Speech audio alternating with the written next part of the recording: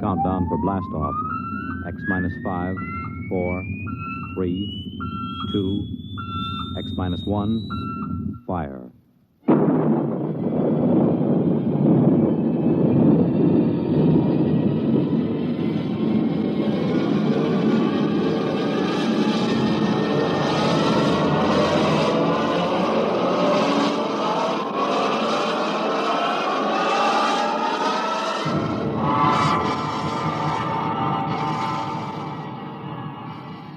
From the far horizons of the unknown come transcribed tales of new dimensions in time and space. These are stories of the future, adventures in which you'll live in a million, could be years, on 1,000 maybe worlds. The National Broadcasting Company, in cooperation with Galaxy Science Fiction Magazine, presents X minus 1.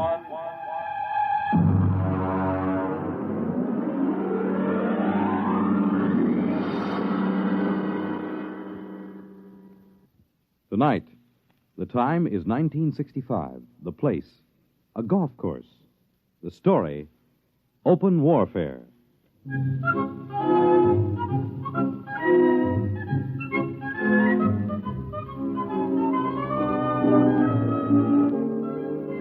You wouldn't believe it, but there are some people that think that caddy is a pet name for a big car. No, I mean it. Over those little wagons you pull around the course or carrying their own clubs, there are people actually playing golf for years, never seen a caddy. As far as I'm concerned, you take the human element out of golf or any sport, and what do you got left? Nothing. I mean, you could say I'm prejudiced on account of my being a caddy, but that's the way I feel about it. Besides which, a caddy is a perfect observer of the passing parade of human experience. I'll give you for instance. Now, you take Jim Pearson. He won the U.S. Open in 1960, 61, and 64. Well, let me tell you about Jim Pearson. He was the pro at the club here, and I remember when it all started. He was out playing with Mr. Hatcher. That's Sam Hatcher. He couldn't break 90 if the ball had wings. And in the locker room, he looked like a sack of flour that had been set down hard. But he was loaded with money. Anyway, they were waiting for a foursome of dames who he shouldn't have been wearing slacks. When Hatcher turned to Jim, and with a real sweet smile, he lowered the boom. Jim, you're a good golfer. Thank you, Mr. Hatcher. You're a good golfer, even if you can't teach me anything. Oh, you're coming along fine, Mr. Hatcher. We've been good to you at the country club, haven't we? Oh, yes. I want you to do something for me. Yes, sir? Stay away from my daughter. Oh, well, Mr. Hatcher. I won't have Alice marrying a man who has nothing but coordination and muscles. What? When I was only your age, I was making $50,000 a year. It takes brains to do that.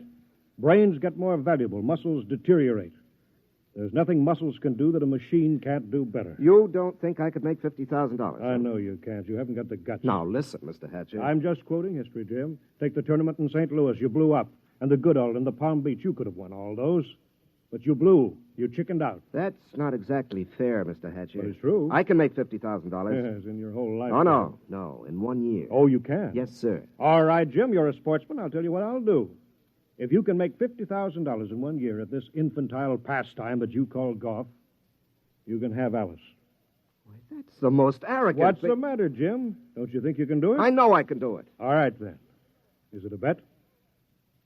All right. All right, it's a bet. Very well, then. I believe the ladies are finished. Shall we drive?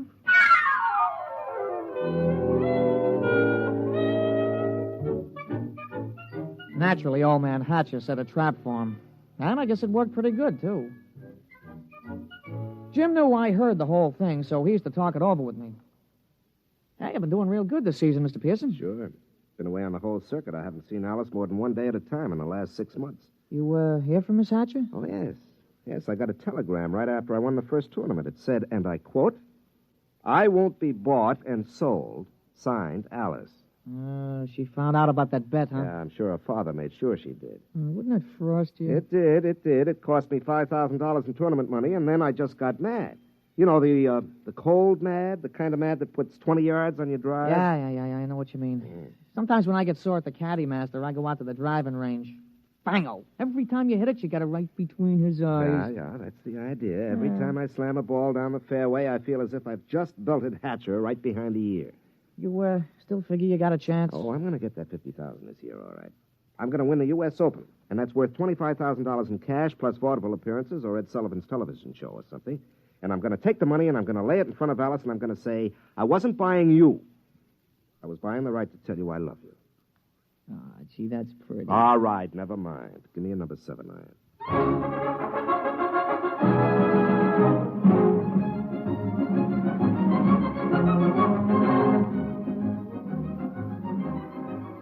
Jim Pearson sure was burning up the circuit. He came into the U.S. Open the man to watch. The day the tournament opened, Jimmy Cannon had in his column, "You are Jim Pearson, the hard luck boy with the velvet swing." It was real philosophical. All the sports writers picked him to win. And then Saul showed up. We was on a practice tee.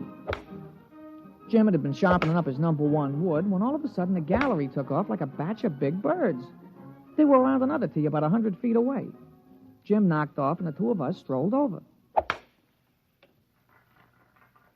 Hey, that's some swing. Who is that, Pete? I never seen him before. His name's Saul. That's some swing. Yeah, he's no amateur. I've never seen him on the pro circuit. Hey, Mr. Pearson, look at the caddy. 280 yards down there. That ain't what I mean. Look, he's got a ball bag in his hands. Now watch. Oh, that's a good catch. He caught that ball right in the bag. Mr. Pearson, that caddy didn't move that sack. That ball dropped right in 280 yards away. Oh, it's an accident. Yeah, look, it happened again. He's a trick shot artist.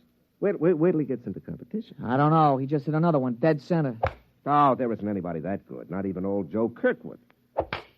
Quite a spectacle, eh, Jim? Oh, hello, Hatcher. Must be unnerving to watch something like that. I can stand it. But will you be able to stand it when the going gets rough? Will you blow up like you always do? It'll be too bad just when you're so close. Don't worry about me. I'm not. I imagine Saul will take care of that. Oh, you know him? I brought him here. My own personal entry. He's going to beat you out of the open. But he's got something to learn. Look at him. Just a dumb country boy who never saw a golf club till a few months ago. I think he might teach you something, Jim.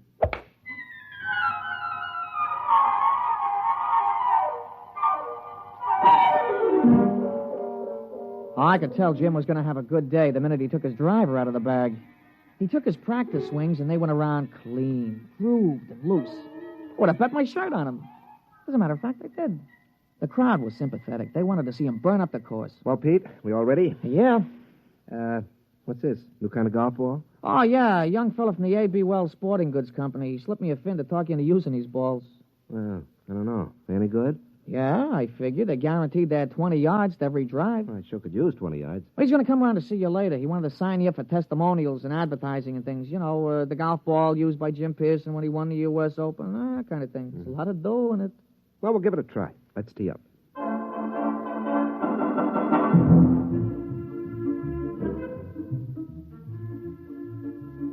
Oh, he started off real good. A long, straight drive right down the fairway. It was a birdie 4. Jim was clicking them off that day. There you are, Pete.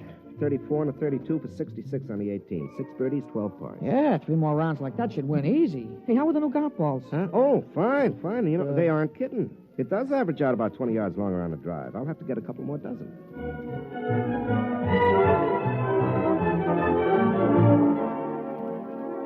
We went around and watched Jim's score being posted on the big board. Most of the field was still out, but he was ahead of the closest competitor by 3 strokes. Who's that? Oh, somebody coming down the 18th. It must be a hot round. Yeah, I'll be posting it in a minute. Oh, Saul. Hmm? Yeah, you see, there he is, walking through the crowd. Oh, yeah. Well, here comes the secretary with a score. Hey, Mr. Pearson, look at it. 32 and 32, 64. 64? That's a new course record. Yeah, well, it's only the first round. New course record. Look at that. 3s and 4s, 3s and 4. He ain't over 4 for the whole day. What's the matter, Jim? You don't look well. One round is not a tournament. Well, comfort yourself while you can. Saul's just getting warmed up. He's that mythical thing, the perfect golfer. But he's dumb. No brains, Jim. No brains at all.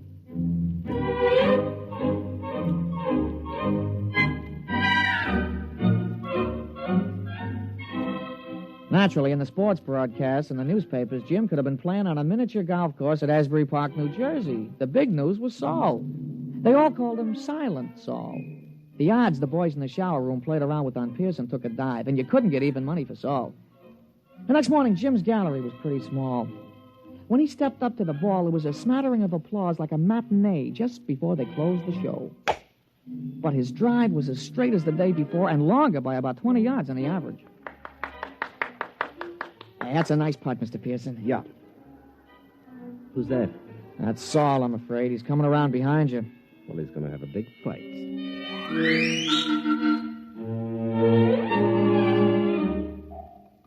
Jim's second nine was a duplicate of the day before. Another 32. He equaled Saul's record-tying score of yesterday. Then when we came in to read it on the big board, he looked like somebody hit him on the head with a driver. Look at that, Pete. 31 out, 31 back for a 62. He's got me by 2 strokes today. And 4 strokes in all. What do you got to say, Jim? Oh, nothing, Mr. Hatcher.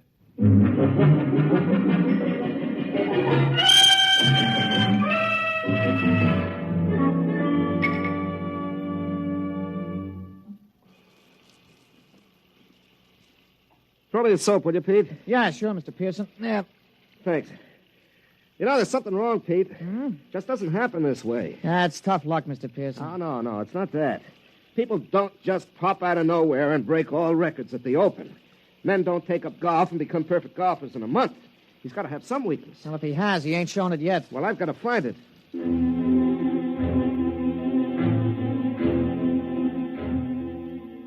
Jim was out the next morning, and he came in with a classy 32. On the back nine, he slipped a stroke to 33. He was still 4 down. He shook off a couple of reporters who were trying to egg him into a feud with this Saul, and the two of us just hung around in the crowd watching Silent Saul. His first drive went a clean 300 yards down the fairway, straight as a ruler. Pete, there's something about his swing. There's something about it. I've seen it before. Oh, you never saw that Silent Saul before, Mr. Pearson. Still, there's something about his swing.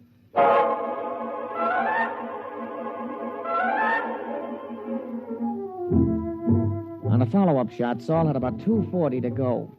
He took a club from his bag and took a few wiggling gestures, set his driver behind the ball, and swung. Pete, did you see that swing? Those wiggles? Yeah, well, a lot of guys do that. Yeah, but it's unnecessary. I mean, you don't have to make those wiggles before you address the ball. Yeah, sure, and you don't have to spit 3 times every time you got a tough putt, but you do. But there's still something strange about him. Everything about him is perfection, except those wiggles. And he doesn't talk. Look at him putting. Just look at him. Mm-hmm.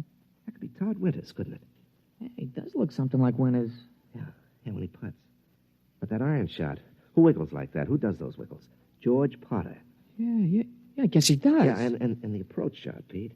That's Gordon Brown. Nobody else bends the knee that way. He really gave it a lot of study, huh? And the drive. That grooved swing on the drive. Pete, come on. I've watched enough.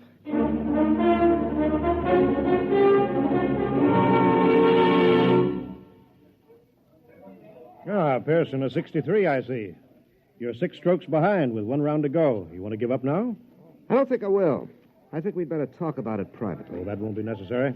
Well, it doesn't matter to me, but I know that Saul is a robot. So you think he's a robot? Isn't he? Of course he is. How does it feel to be beaten at your own game by a mindless machine? Oh, you haven't won yet. The golf ball takes some funny bounces. How did you find out about Saul? Oh, Saul is a lot of things, but none of them is Saul. He's Todd Winters, George Potter, Gordon Brown, and his drive, that's me. You copied it after me. Take us away and there's nothing left. Tell me, how'd you do it? Money can do anything. All it needs is a purpose. We've been working on colloidal brains up at our place. Our new miniature atomic power plant is ideal.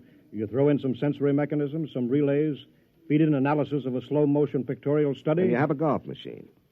Must have cost hundreds of thousands of dollars. Closer to $1 million. $1 million?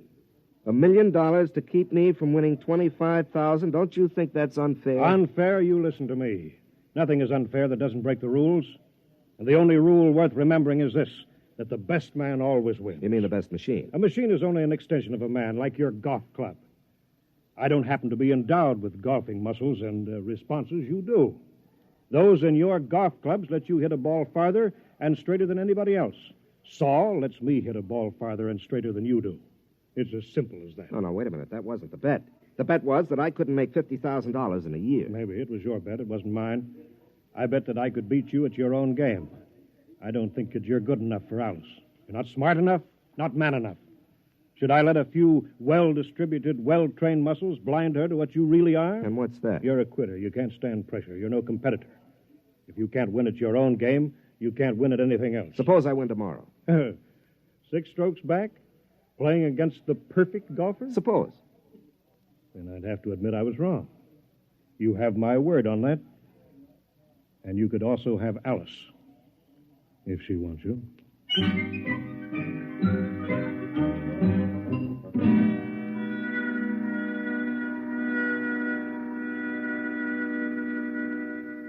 Somewhere, Saul must have an Achilles heel. Pete, the prime fact about man is his adaptability. Yeah, sure. Yeah. They've got to build in at least one constant, if not more. How about judgment? I don't think so. They could tell whether he'd have wind or rain or the sun or slow greens or something. They got to take care of that. Yeah, I suppose so. Hey, maybe you could jimmy him. Drop sugar in his gas tank or something, smash him up. Oh, no. That isn't fair. Saul is fair. Well, Mr. Hatcher, he's playing fair according to his lights. He could have had me crippled or poisoned or something, but he didn't. Well, I'll just have to beat him on our own ground, on the golf course. Oh, I don't know, Mr. Pearson. You'll have to shoot in the 50s. Well, the golf ball takes some funny bounces. Yeah, it sure does. Wait a minute, there is a constant. Listen, Pete, you know Saul's caddy? Yeah, I know him. An illiterate type of guy, yeah. Could he use $10 or maybe 20 or 50? He's a caddy, isn't he? All right. Pete, I want you to talk to him. You'll do better than I can.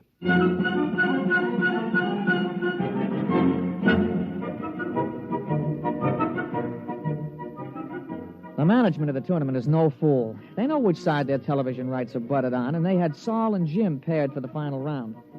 Jim's drive took a tail-end hook. It dived into the rough behind a clump of trees. Wasn't a very happy start. Saul took a ball from his caddy, teed it up, and settled himself. Hey, that's some drive, Mr. Pearson. Yeah, that was some drive. It's about 340 yards, isn't it? Some drive. You got a tough lie there on your ball, Mr. Pearson. You going to play it safe out on the fairway? No. You see that hole between those two trees? Mr. Pearson, that ain't sensible golf. Pete, sensible golf won't win.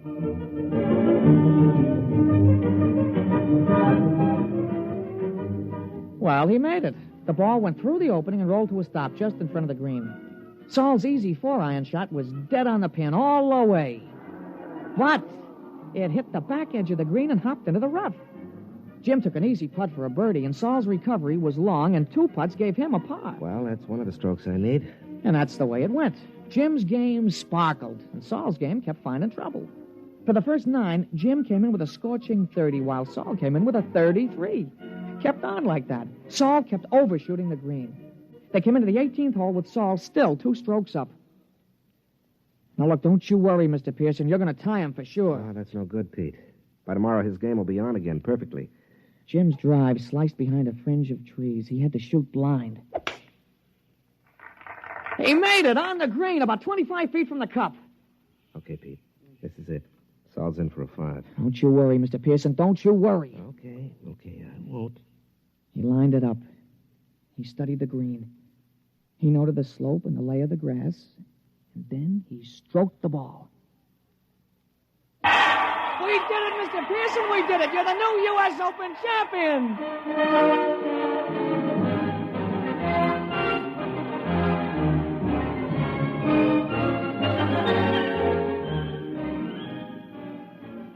Well, we finally busted loose from the television and the movies and all those hangers-on, and we ducked around the back to the pro shop, where we run into Mr. Hatcher. How did you do it? Well, Mr. Hatcher, under extremely restricted sets of circumstances, a machine is better than a man, but over the long run, over the gamut of situations, a machine doesn't have a chance. Just can't compete. I still don't understand. It cost $1 million. $1 million. Here, have a souvenir. You can take this golf ball. No. Look at it. That's the ball Saul was using. What? Mm-hmm.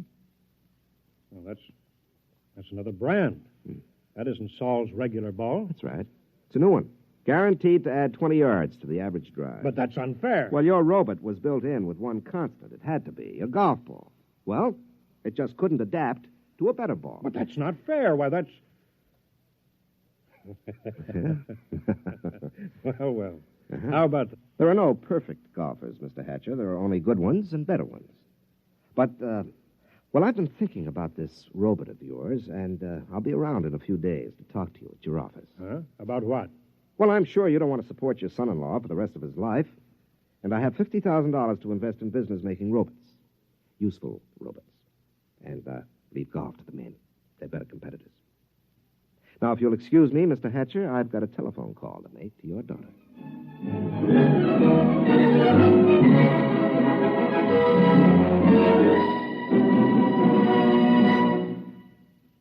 You have just heard X-1, presented by the National Broadcasting Company in cooperation with Galaxy Science Fiction Magazine, which this month features The Other Celia, a story which proves that something drastic should happen to all snoopers, but nothing as shocking and frightful as this.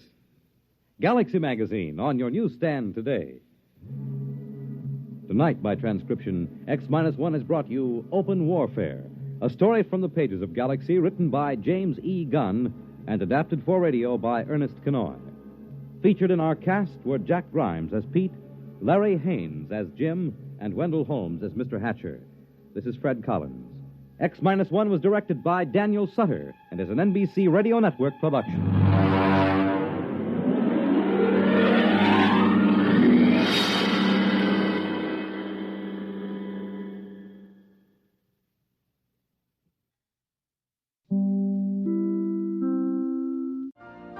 You've been listening to the OTR Gold Network.